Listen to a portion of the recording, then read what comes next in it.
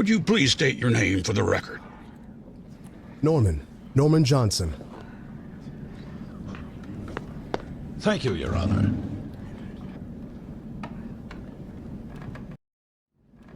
Winston drove up an erupting volcano to save me. Does that sound like something a madman would? Mr. Johnson. Actually, that does sound like something a madman would do, don't it? But the point is... Mr. Johnson, may I remind you to only speak when asked to? I'm sorry, sir. I just need to know what happened to my friend. Order.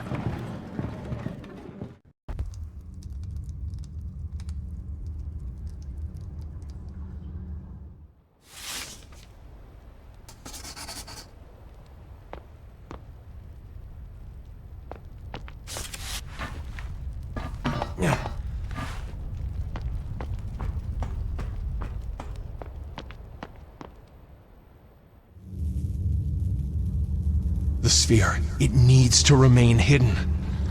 If everything you've told me is true, I agree. I swear. You need to stop Donovan, Harold.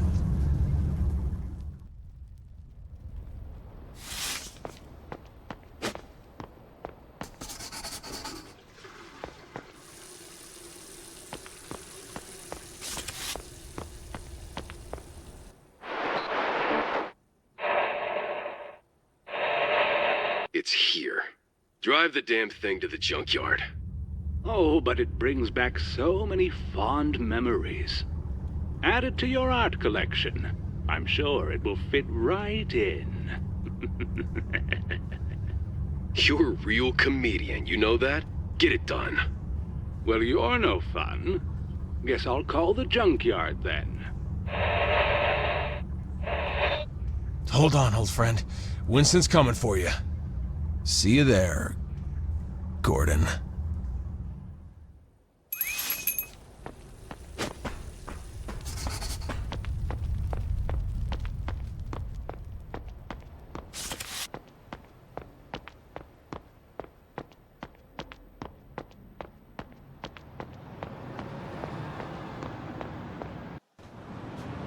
This city really matches my mood.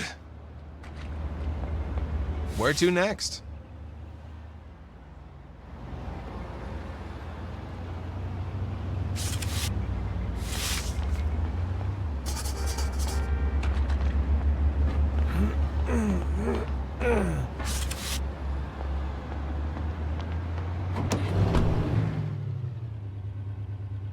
Please introduce yourself. The name's Theodore Leon. I'm the owner of a scrapyard in New Reed. And can you tell me who this man is? Him? Oh, that's just Mr. Gray. He hung around the junkyard for a few weeks. He just showed up one day. Kept talking about how he was going to build himself a car. I figured he wasn't all there in the head, you know?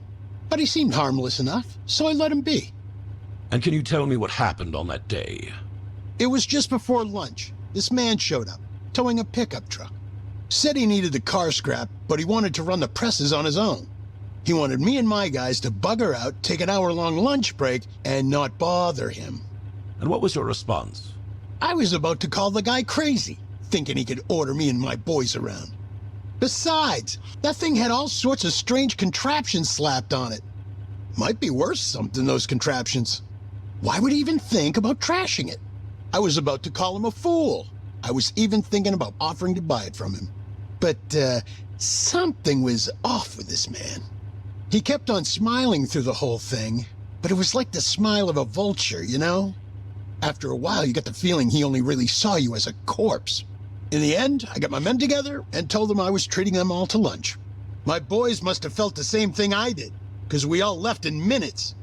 We were gone for an hour. Now, I can't tell you what happened during that time. Of course, you already know what we found when we got back.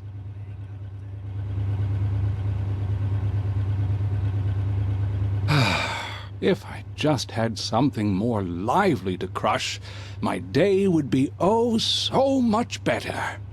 The rats are only fulfilling for so long. Flat, flat, flat. Oh, the squishy, juicy ones are the best.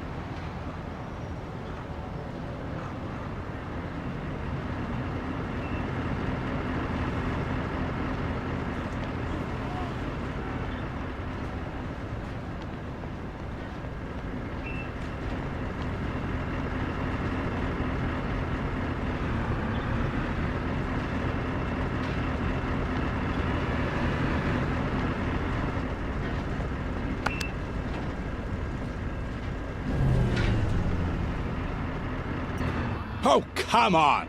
Not now, you rotten belt! Not again! I just fixed this darn thing! Can anything here work properly for once?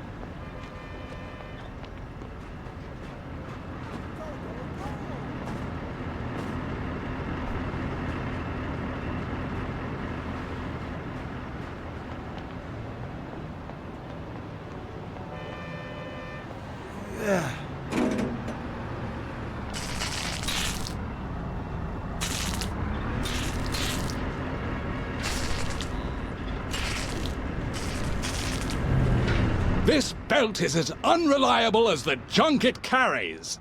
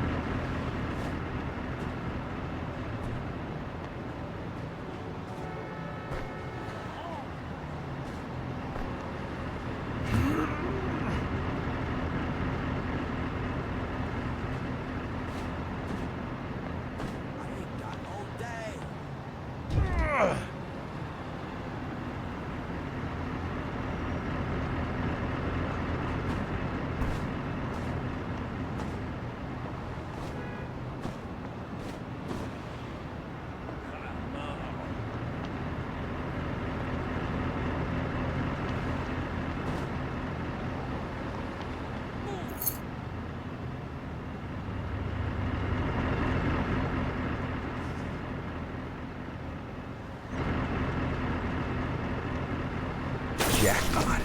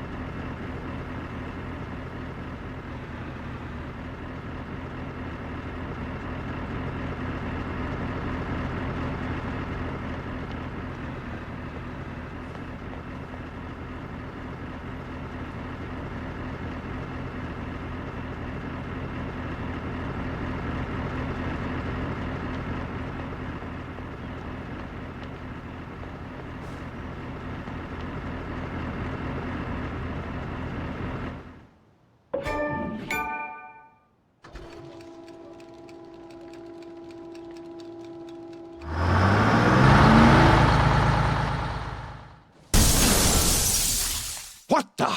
Hey, turn off this damn magnet! Whoever you are, you're going to regret this. Whatever you're up to, you'd better hurry. They'll be back from their lunch break soon. And once I'm let down from here...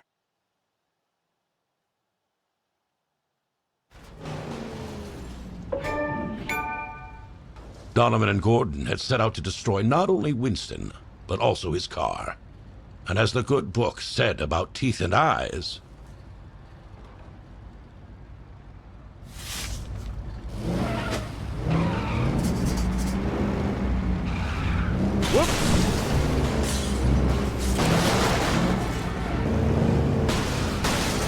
As CEO of Deliver at All Costs, Donovan had the best parking spot in the company. His car was always parked just outside the lobby doors.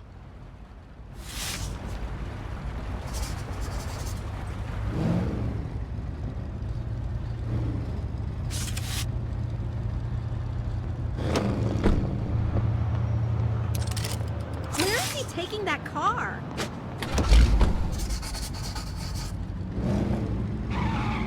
Watch out! Hey, stop that car!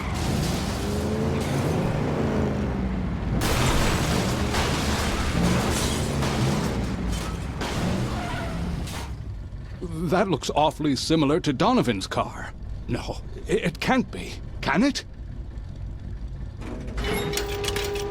Hey, what the hell are you doing?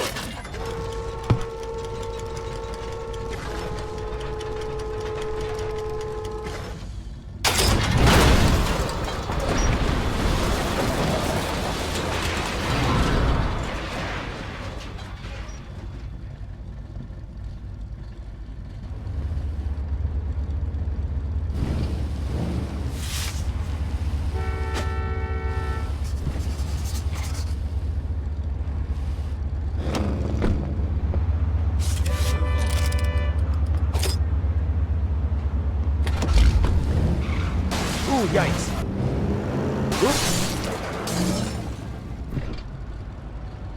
I heard you're collecting art now.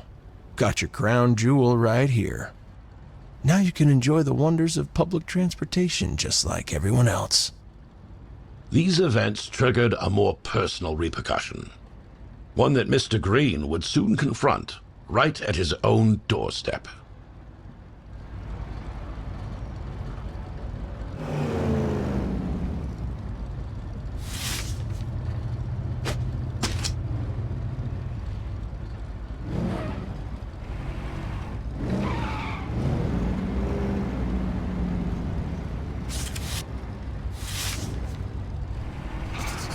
That's just a scratch.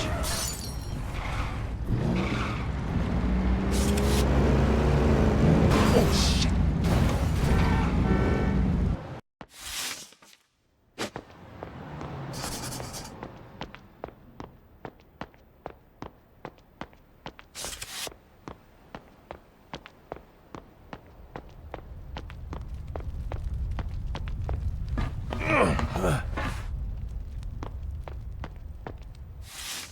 Bailey and Associates. It's Allison. Any news? Hi, Allie. I'm afraid not. The crushed car? It must be Winston. Allie. I can't reach Donovan. He's become a recluse. Ever since he asked those men to install that weird door to his office, he doesn't attend board meetings anymore. He barely even talks to Gordon. Allison, we're getting dangerously close to a conflict of interest here. I can't see you anymore. What? Please, Florian, please, not now. I could be recused from the case. Please understand. Florian? Once more, please. For the record, would you please state your name and position at Deliver at All Costs? Allison Denver, chairwoman of Deliver at All Costs. Recently rebranded from We Deliver. Or, I guess it's been 2 years now. What is your relationship with Mr. Goethe Jr.? He's my cousin. That would make Harold your uncle, correct? That is correct. Wouldn't that give you unique insight into the Goethers and their relationship with Mr. Green? To an extent, yes. When did you first notice the strained relationship between Mr. Green and Mr. Goethe Jr.? During a phone call in April 1959. Donovan mentioned Mr. Green had just lied to him about where he's from, I think. And how did Mr. Goethe Jr. react? Initially, affronted. It felt as if I managed to talk him down, though. People tell white lies all the time. I don't approve, but usually it's just to avoid embarrassment. Did he? Let it go, I mean? Occasionally things surfaced, but it wasn't until... December 23rd, 1960? Exactly. I'll never forget that day. Please, go on, Miss Denver. He called me to his office, showed me a newspaper and a journal that... Exhibit 1 and 24, respectively, Your Honor. Please describe the content of the article, Miss.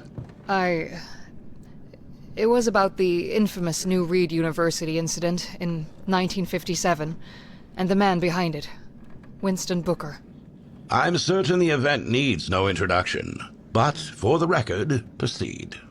Mr. Booker disappeared, and the university was closed off by the police. After this whole ordeal with Mr. Green, I barely recognized my cousin anymore. It wasn't until the plans for Deliver at All Costs were laid before me that I realized how much Donovan had truly changed. It was so outlandish and against Harold's vision that I actually cried a bit reading it.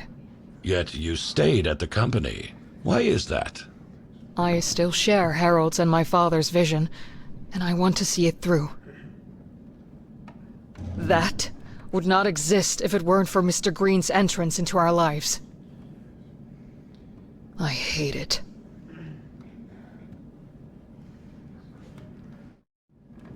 Florian, please go ahead with your questions. Thank you, Judge. Miss Denver, could you please identify this object on the screen? That is Mr. Green's journal. And how did it come into your possession? It was given to me by Donovan. And how did it come into his possession? I don't know. Are you aware that this item disappeared from the evidence locker this morning? What? No? You are, in fact, the only person in this court besides myself who knows its full contents. The AEC. That agency is mentioned numerous times in Mr. Green's journal, is it not? Yes, it's literally on every page. Yet, the AEC does not operate within any of the areas mentioned in the journal. There is no Stanley Division.